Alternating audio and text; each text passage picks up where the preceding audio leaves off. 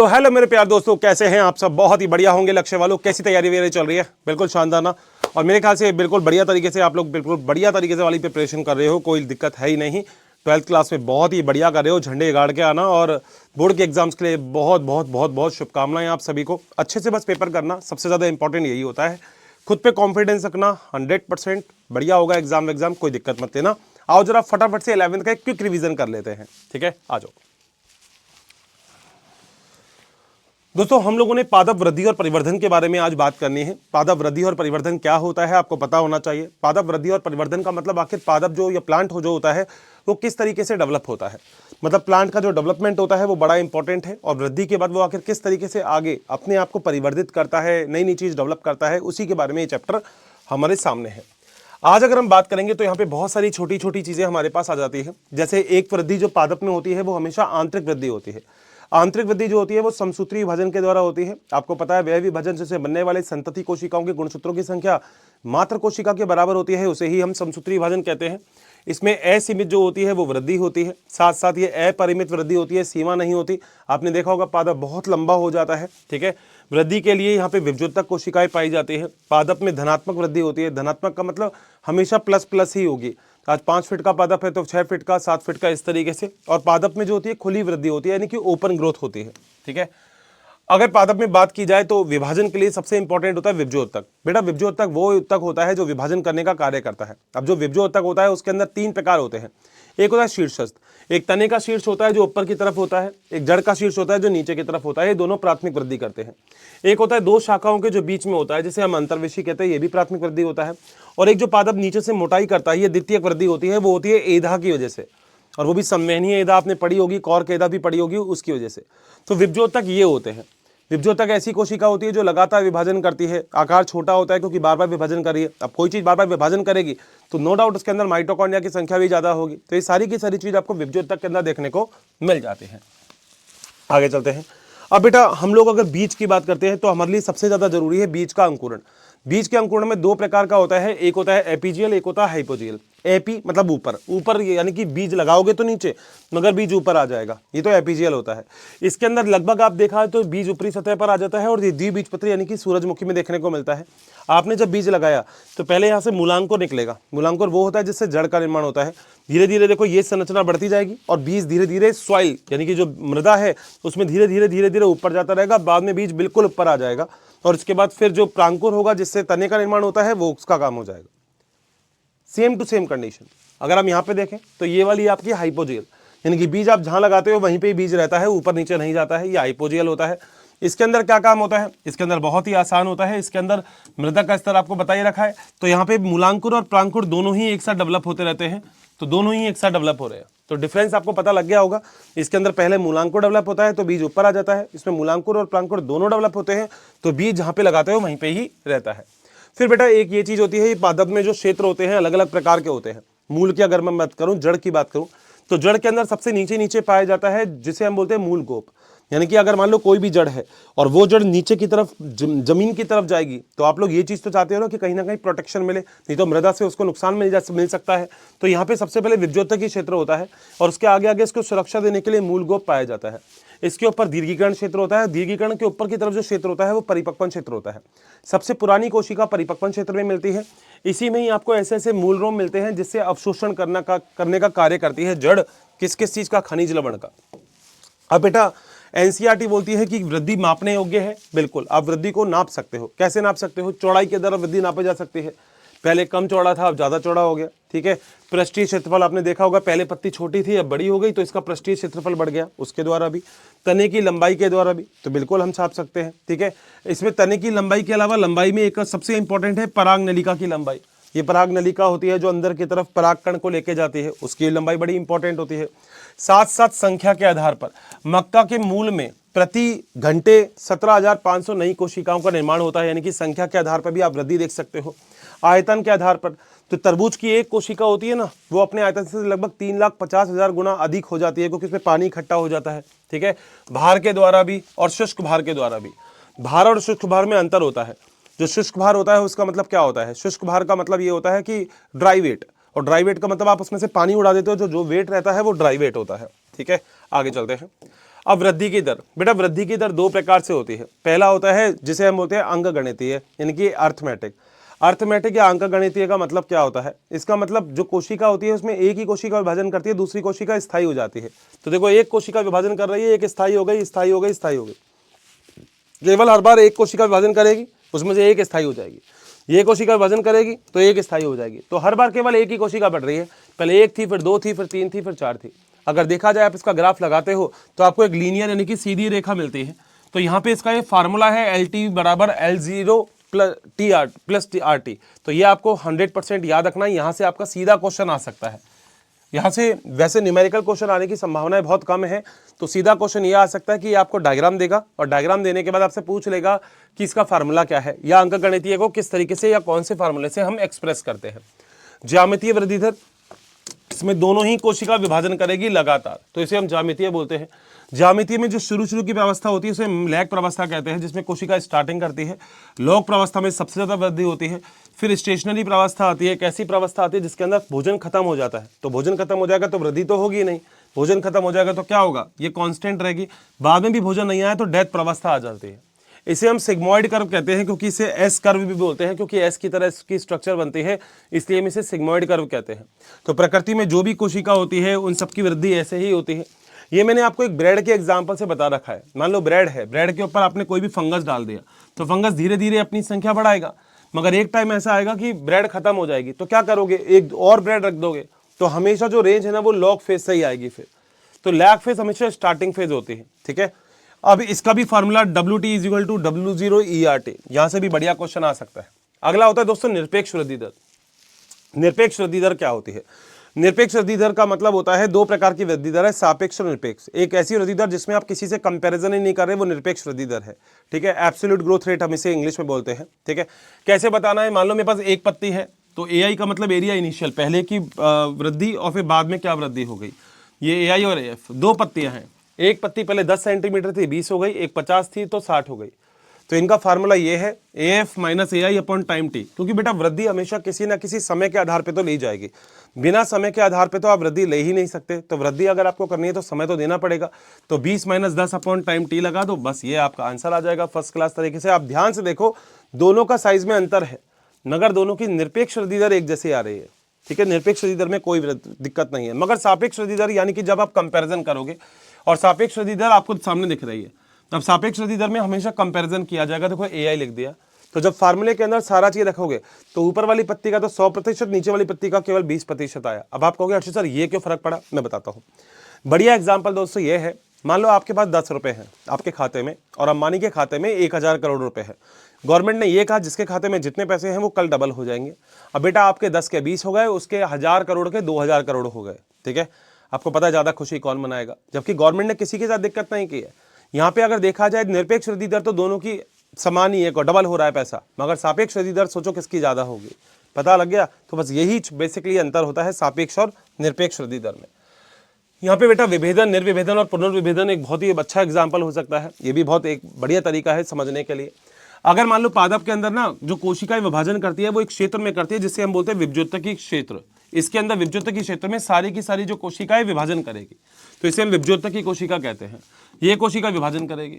जब मान लो इस कोशिका में कोई कोशिका विभाजन करने वाले क्षेत्र से बाहर आ जाती है तो वो स्थायी कोशिका हो जाती है, जैसे मृदुऊतक की कोशिका पेरेन्काइमा, ठीक है। मगर अगर वो कोशिका वापस से अंदर आ गई, या हो सकता है वो कोशिका वापस से बाहर चली जाए, तो ये 3 स्टेप हो गए। विभाजन करने वाली कोशिका अगर बाहर चल के स्थायी हो गई तो इसे हम बोलेंगे विभेदन। जो पहले स्थायी हो गई वो दोबारा से विभाजन करने के वाले क्षेत्र में आ गई। जो पहले स्थायी थी फिर अंदर आ गई, फिर दोबारा बाहर जा रही है। ये रही, बोलो बात सही है।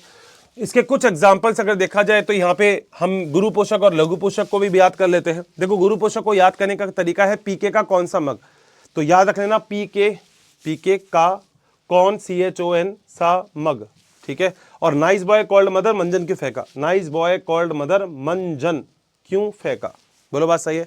तो आपको दोनों की दोनों चीजें आसानी से याद हो सकते हैं। टोटल मिला के 17 होते हैं ये पोषक तत्व। अगली चीज होती है दोस्तों परिवर्धन। परिवर्धन का मतलब क्या होता है? वृद्धि और विभेदन जो चीज होती है ना, यही परिवर्धन होती है। परिवर्धन क्या चीज होती है इसको समझने की कोशिश करना। ये एनसीईआरटी का डायग्राम है। एनसीईआरटी आपसे कहती है मान लो कोई भी पादप के अंदर विभज्योतक की कोशिका है, तो सबसे पहले प्लाज्मेटिक वृद्धि करेगी, यानी कि वो अपनी साइज में डेवलपमेंट करेगी। प्लाज्मा यानी कि कोशिका द्रव्य को बढ़ाएगी, बढ़ाने के बाद वो वापस से विभाजन कर सकती है। एक तरीका तो होता है ये, ठीक है। दूसरा तरीका, वो विभजोतक वाली कोशिका, स्थायी कोशिका यानी कि बाहर चली जाएगी तो विभेदन कर लेगी। विभेदन करने के बाद वो परिपक्व कोशिका बन जाएगी। परिपक्व कोशिका में बुढ़ापा आएगा यानी कि जरावस्था आएगी और उसके बाद उसकी मृत्यु हो जाएगी, तो काम खत्म। तीसरा तरीका कि कोई भी कोशिका जब वृद्धि करती है तो उसकी प्लाज्मा में वृद्धि होगी, दीर्घीकरण होगा, दीर्घीकरण के बाद परिपक्वन होगा, फिर परिपक्व कोशिका बन जाएगी। बात यही है। तो ये 3 प्रकार की स्थिति आपको दी हुई है। नीट के एग्जाम के अंदर विभेदन यहाँ पे नहीं डालेगा, आपसे पूछ देगा कि ए डाल दिया, कि ए का मतलब क्या है, तो आपको यहाँ पे विभेदन लिखना पड़ेगा। बस ऐसे से ही क्वेश्चन आ सकता है, ठीक है। अगली चीज होती है दोस्तों प्लास्टिसिटी। प्लास्टिसिटी का मतलब अनुकूलनशीलता। अब आपने देखा होगा पादप अपनी आयु के अकॉर्डिंग या वातावरण के अकॉर्डिंग बहुत सारे बदलाव करते हैं और इन्हीं बदलाव को हम प्लास्टिसिटी कहते हैं। एक विषम परिणता होते हैं। कई बार पादप की जो पत्तियों में भी आयु और वातावरण के कारण जो बदलाव आते हैं उसे हम विषम परिणता कहते हैं। बटरकप वगैरह कई सारे एग्जाम्पल हैं। बेटा वृद्धि के लिए बहुत सारी चीजें इंपॉर्टेंट होती हैं, जैसे ऑक्सीजन, जैसे पोषक तत्व, जैसे जल, जैसे प्रकाश, जैसे गुरुत्वाकर्षण, जैसे ताप बहुत इंपॉर्टेंट होता है। और पादप में वृद्धि को प्रभावित करने वाले कारक ये तो होते हैं बाह्य कारक, जैसे पोषक तत्व, ऑक्सीजन, जल, ताप, गुरुत्वाकर्षण, प्रकाश। मगर आंतरिक कारक में 2 कारक है, एक तो आनुवंशिक कारक, एक पादप प्रवृद्धि नियामक। बेटा आनुवंशिक कारक का मतलब जेनेटिक्स। अब मान लो आम के पेड़ से जो अगली संतति बनेगी वो आम ही बनेगी। अब मान लो कई बार होता है ना, मम्मी पापा छोटे होते हैं तो बेटा भी छोटा ही पैदा होता है। पादप छोटे हैं तो हो सकता है आगे वाली जनरेशन भी छोटी है, तो वो सब चीजें हैं। यहाँ पे पादप वृद्धि हार्मोन बड़े इंपॉर्टेंट है। एक वृद्धि उत्प्रेरक होंगे जो वृद्धि को प्रोत्साहित करेंगे, वृद्धि को बढ़ाते हैं, कोशिका विभाजन की दर को बढ़ाते हैं। 3 एग्जाम्पल याद रखना, ऑक्सिन, जिबरेलिन, साइटोकाइनिन। एक है वृद्धि नियामक जो वृद्धि को रोकते हैं, रंध्र को बंद करते हैं, अंकुरण को रोकते हैं, इथाइलिन और एब्सिसिक एसिड। पूरी बायोलॉजी के अंदर सारे के सारे हार्मोन में पूछा जा सकता है प्रमोटर कौन से है और इनहिबिटर कौन से है, ये एग्जाम्पल याद रखने हैं। दूसरा ऐसा कौन सा हार्मोन है जो गैसीय फॉर्म में है, तो वो है इथाइलिन। हमेशा हर बच्चे को कंफ्यूजन होता है ऑक्सिन, जिबरेलिन और साइटोकाइनिन में। विश्वास करना आज के बाद तो नहीं होगा, ठीक है। ऑक्सिन बेटा बहुत ही इंपॉर्टेंट होता है, पहला खोजा गया हार्मोन ऑक्सिन होता है। ऑक्सिन का मतलब होता है वृद्धि होता है। चार्ल्स डार्विन और फ्रांसिस डार्विन ने ऑक्सिन की खोज कैनेरी घास से की थी। इन्होंने देखा कि था कि जो कैनेरी घास होती है वो सूरज की दिशा में मुड़ जाती है। क्यों मुड़ जाती है? क्योंकि ऑक्सिन जो होता है ना वो सूरज की दिशा के अपोजिट डेवलप होता है। तो मान लो यहाँ से सूरज का प्रकाश पड़ रहा है तो सारा ऑक्सिन यहाँ से शिफ्ट हो जाएगा इस साइड। तो यहाँ पे देखो सारा ऑक्सिजन आ गया। अब ऐसी कंडीशन में मान लो सारा ऑक्सिजन अगर इस साइड पे आ गया तो सीधी सी बात है यहाँ की कोशिका ज्यादा विभाजन करेगी, ये ज्यादा विभाजन करेगी, ये कम विभाजन करेगी, तो देखो पादप झुक जाएगा सूरज के प्रकाश की ओर। बोलो बात सही है क्या? ऐसे ही दोस्त एक और थे जिन्होंने एविना ग्रास के ऊपर भी काम किया था। तो कई बार हमने ऐसा भी किया, हमने सूरज के प्रकाश के सामने जो टिप वाला पार्ट था उस टिप वाले पार्ट पे कोई ऐसा चीज लगा दी जो सूरज के प्रकाश के लिए अपारगम्य है। तो हमने देखा जो पेड़ है वो सीधा ही डेवलप होता है, मुड़ता ही नहीं है। क्यों नहीं मुड़ता? आपको रीजन मिल गया, क्योंकि ऑक्सीजन जब उसके ऊपर लाइट पड़ेगी तभी तो वो दूसरी तरफ जाएगा, उसके ऊपर लाइट ही नहीं पड़ रही है, ठीक है। सो यहाँ पे एफडब्ल्यू वेंट ने भी ऑक्सीजन को एविना ग्रास के ऊपर काम किया था, ठीक है। आगे चलते हैं। अब बेटा ऑक्सीजन का फार्मूला बड़ा इंपॉर्टेंट है, ये वाला फार्मूला याद रखोगे तो आपको दिक्कत नहीं आएगी। Christ Xavier had a rapid air performance, ठीक है। यहाँ पे क्रिस्ट का मतलब क्या है? कोशिका विभाजन को बढ़ाता है, कोशिका के दीर्घीकरण में सहायता प्रदान करता है। ये एक लाइन याद रखना बस, ठीक है। जाइलम के डेवलपमेंट में सहायक है। हर्बिसाइड का मतलब जो हर्ब्स को खत्म करते हैं उसके निर्माण में भी सहायक है। हर्बिसाइड पर नियंत्रण करता है मगर एक बीजपत्री पर कार्य नहीं करेगा, केवल द्विबीजपत्री पर करेगा।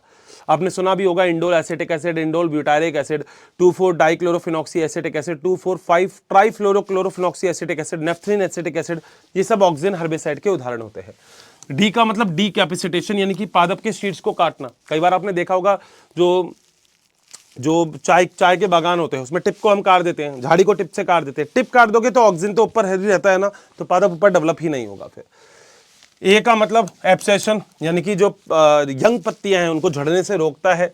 आर का मतलब रूट के डेवलपमेंट में सहायक है, बड़ा ही इंपॉर्टेंट एग्जांपल हो जाएगा। पी का मतलब अनिषेक फल, बिना बीज के, बिना निषेचन के फल का निर्माण भी ये कर सकता है। एपिकल डोमिनेंस, सीड्स को ही डेवलप सबसे पहले करता है, तो सीड्स प्रमुखता ये दिखाता है। पाइनएप्पल के अंदर फ्लावरिंग यानी कि पाइनएप्पल के अंदर पुष्पन बड़ा इंपॉर्टेंट है। कभी नहीं भूलोगे, जहां पे बैठते हो वहां पे सामने लिख के रख लेना कि वाह सर मजा आ गया, क्या तरीका बताया आपने हमें, ठीक है। आगे चलते हैं। बेटा ऑक्सीजन वैसे मनुष्य के मूत्र में भी ऑक्सीजन खोजा गया था कोगेल के द्वारा, मगर आज तक हमें ये नहीं पता कि जो ऑक्सीजन है वो मनुष्य के मूत्र में क्या कर रहा है। मगर याद रखना ऑक्सीजन इंडोल से व्युत्पन्न होता है, ठीक है, इंडोल का डेरिवेटिव होता है। अगला दोस्तों हमारे पास एक हार्मोन और है जिसे हम बोलते हैं जिब्रेलिक एसिड। यह एक अम्लीय हार्मोन होता है क्योंकि नाम ही एसिड है, तो अम्लीय हार्मोन होगा। यह भी उत्प्रेरक का कार्य करता है। यह टर्पीन का व्युत्क्रम होता है, व्युत्पन्न होता है। वर्तमान में 100 से ज्यादा जिब्रेलिक एसिड ढूंढ लिए, मगर पहला जिब्रेलिक एसिड GA3 था। सर्वाधिक अध्ययन इस पे ही किया गया था। जी ऐसे दिखाते हैं जिब्रेलिक एसिड को GA1, GA2, GA3। जापान में एक वैज्ञानिक थे कुरोसावा, ठीक है, लिखा हुआ है कुरोसावा, जापान के वैज्ञानिक थे। उन्होंने जिब्रेला फ्यूजिकुराई नाम की कवक से ढूंढा था। उन्होंने एक्चुअली चावल के ऊपर काम किया, तो उन्होंने देखा फूलिश सीडलिंग डिजीज बोली या बैकने डिजीज बोली। उन्होंने बोला कि बीज तो दिखता है मगर उसके अंदर माल ही नहीं है। माल क्यों नहीं है? क्योंकि बेटा अंदर की तरफ तो फंगस लगा हुआ है, जिब्रेला फ्यूजिकुराई, ठीक है। जिब्रेलिक एसिड को याद करने का फार्मूला बिल्कुल आपके सामने है।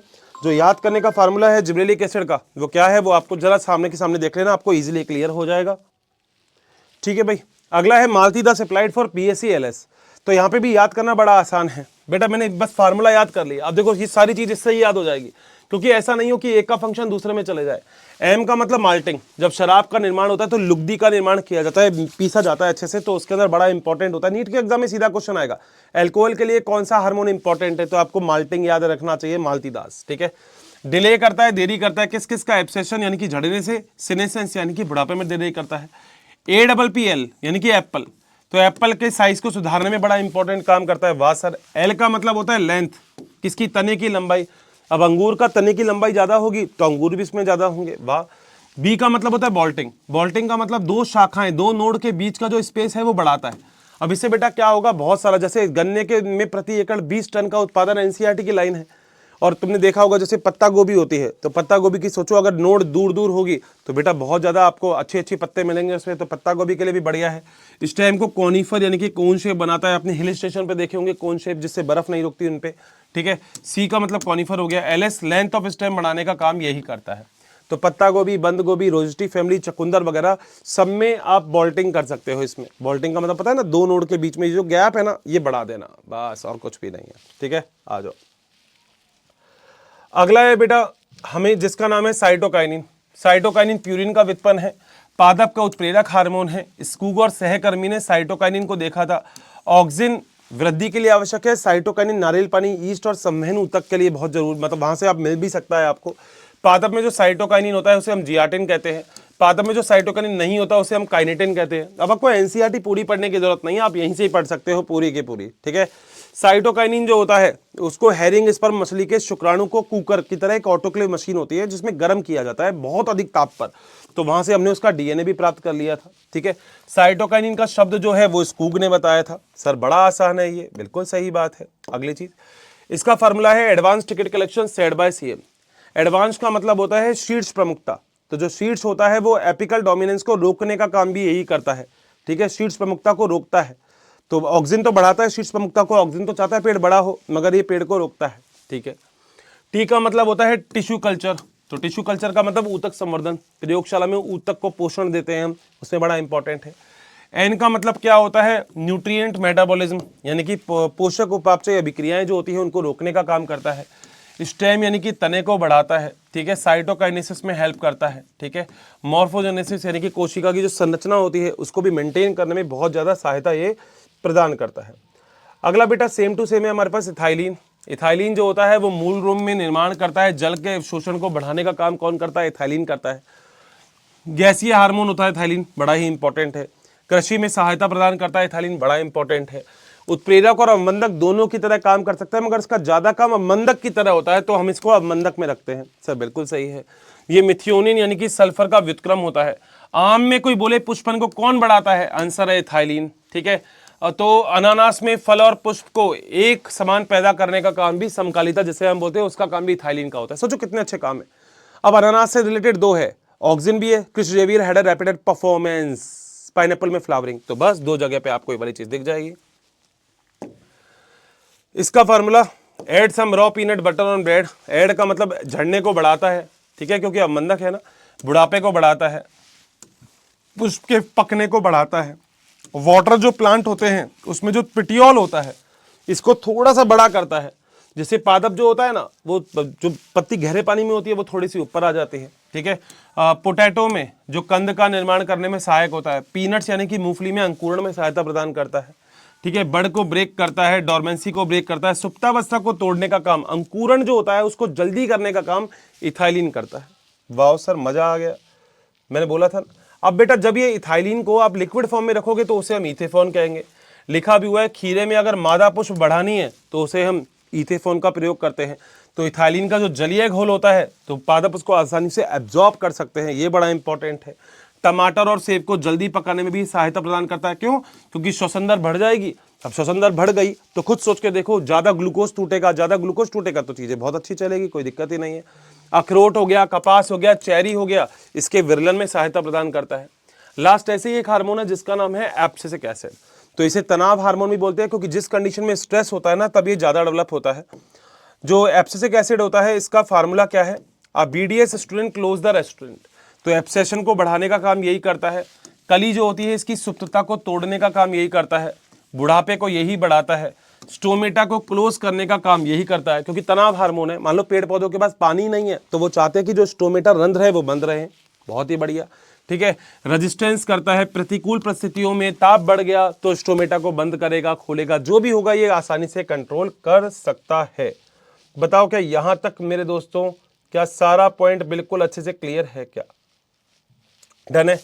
तो बस इतनी ही चीज बेसिकली आपको पढ़नी थी, इतनी ही चीज आपको याद करनी है। मेरे ख्याल से मैं फिर आपसे बोल रहा हूं, जब बैठते हो ना तो इन सब के फार्मूले सामने चिपका लो जहां पे भी आपको बैठ के पढ़ना है, तो फर्स्ट क्लास तरीके से याद हो जाएगा। आपको पता भी नहीं लगेगा कि कब आपको सारे के सारे हार्मोन याद हो गए।